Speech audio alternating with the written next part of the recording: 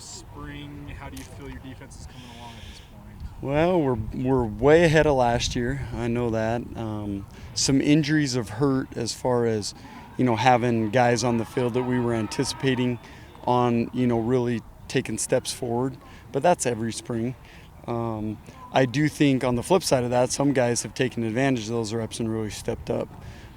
There's some really good competitions going on right now in the front, really good competitions at backer right now, and some guys that have really cemented themselves as, in my opinion, can be great players in the Big 12. So I think that's what spring's for.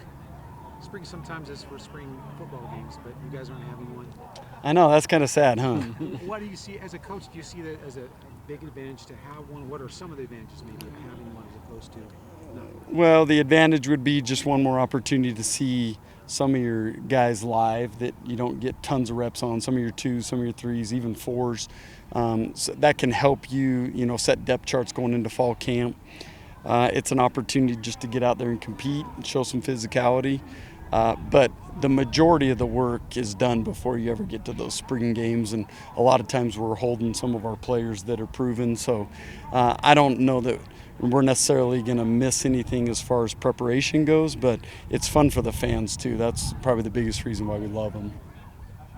I talked to Eddie last year, and he said one of the big differences that he felt he had, one of the advantages, was he knew when to take risks and when not to in your defense. And he said that as more and more of the defenders get that gauge, the defense would be exponentially better. Are you seeing them develop that sense and understanding to know that balance? Well, that's still a frustration for me. There's still some guys that we're talking about just that, pulling the trigger, haven't watched enough film to know when you can jump things and when you can't. That was a huge blessing we had with Eddie and Camden Garrett last year, that just their knowledge of the defense. And, some guys are way ahead of that. Like Batty knows where he can take chances. So does Jacob Robinson. And some of the guys that have played a lot, I think, are way ahead of where they were last year at this time. But we got to continue to get some of the twos and threes to understand that same concept of where they can be aggressive, where they need to sit back and just play assignment sound. And, but that's always a work in progress. How do you instruct that, or is it an instinctive thing? Or how do you help them develop that sense? Well, we got to create a culture such that guys aren't scared to make mistakes. They're out there letting it rip and trying to have fun and playing the game that they love. So that's first and foremost what we got to do. And then the other thing is, we spend so much time with these guys in film study that when they see what they've seen before and they know they can take that chance, that's when we need them to pull the trigger and do it. Lonnie's talked a lot about the culture program. How does that culture off the field impact the on-field product, you think? Well, I think culture is one of the most important things in college athletics right now. With everything else going on and all the noise that's out there, how close-knit your locker room is super critical. Players trusting coaches and coaches trusting players is super critical. And then everybody having each other's back, that's such an important part of having a great team. And, that's, again, something that we're striving for every day to get better in the culture area. Do you sense that's an area that's improved this year? I do. In fact, we made a statement just the other day that this team feels a little closer last year than last year's team, I think. And again, we'll see how that looks going into fall camp with transfer portal and some of those things. But it's something that we're always going to be fighting to get better, is just that unity and that culture that's in the team. A-Rod talked about how the emphasis offensively is improving the run game. Felt like that really needed to happen here in spring. How does that help your defense if the offense is really trying to pound you guys like that? A lot. I really like what they're doing offensively. There's a lot of things that they're doing schematically that's tough on us, where they are trying to, gain numbers or make looks hard with, some of the motions and shifts that they're doing. They've got a lot of weapons that can be like two-way goes, like a Keanu Hill. The guy can attach in the box and play a tight end, or you can flex him out and play a wide out. That causes a lot of issues. We got running backs that can do the same thing. So I really like what the offense is doing, the schemes they're running. I like the progression of the team right now. I know we're heading in the right direction. You bring up the offense. I know you're the defense coordinator, but your thoughts of the challenges that Bohannon and Retzlaff are posing for your defense in this spring? Well, I think they're playmakers, both of them. They can hurt you with their feet and their arm. And, again, you get the downhill run game going like they've really made an emphasis to do, and it just opens up other things.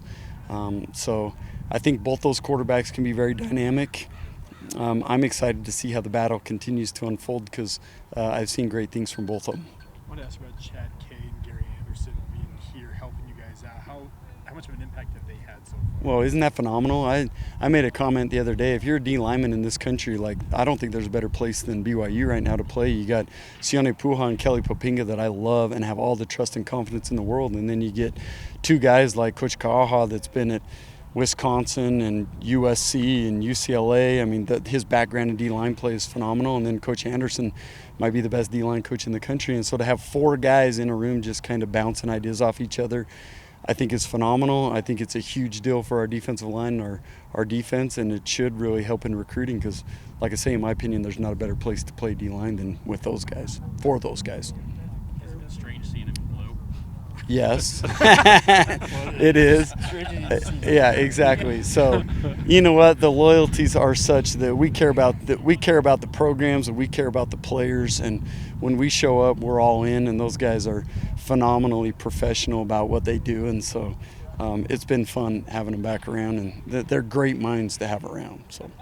Have you noticed an impact that those guys have had on maybe even some of the older players, the veteran players in the program, guys like Tyler or maybe John to an extent, who can be a little bit stubborn sometimes for good reasons, obviously, but kind of coaching them up and making them better? Well, I think the impact's been huge. I think the players trust them. I don't think, and they don't want this. They don't want to detract from the other coaches and what they're trying to get done. But it's just one more brain to bounce ideas off of. It's one more person that's been there, done that, and I think the players feel that. I know I feel that, and Coach Kalani feels that. We're grateful to have that experience around, and I think that's a critical piece of college football right now. So, Jay, you brought in Kelly. How has he adjusted? Has he done what you expected that he would have done? Yeah. Oh, yeah, he's done a good job. Kelly Popinga? Yeah, he's done a – No, Jack Kelly. Oh, Jack Kelly. Yeah, Kellys. there is a lot of Kellys. Kelly Popinga's done a phenomenal job recruiting and coaching. Jack Kelly is exactly what I knew he was, and I had the benefit of obviously coaching him for a couple of years. He's super strong. He's instinctive. He's a great pass rusher off the edge, and we still have yet to do much with him there because we got to solidify him in some of the other things that I need him to do, but he's been a big impact already in the defense. With all the things that coaches do, how much do you enjoy just the spring aspect of it where you're breaking everything down to its just steps and eye work and all that other stuff that just you can be a coach? Well, so this is one of my favorite times of year because I get to be around the players more, and we get to do it in a setting that's intense but a little bit low-key as well. We get to spend more time with them in the weight room. We get to spend a little bit more time with them in the film room. During the season, we spend so much time in opponent preparation that we don't always get to spend quite as much time with them and that we do right now, and it's one of my favorite times of year because of that. Do you get an early read at all on the opponents ahead in spring at all, or is that more after spring? No, we've looked already, and on practice days when things are already planned, we get an opportunity to look at opponents that are going to be upcoming. We've looked at some teams that will be playing next year that we didn't play last year already. That will give us an idea kind of how we want to formulate just the breakdown process with each team. We're not going extremely in depth on them yet, but we've taken a look at for sure our first three opponents. Anything else? Appreciate you guys. Thank you. At least one of those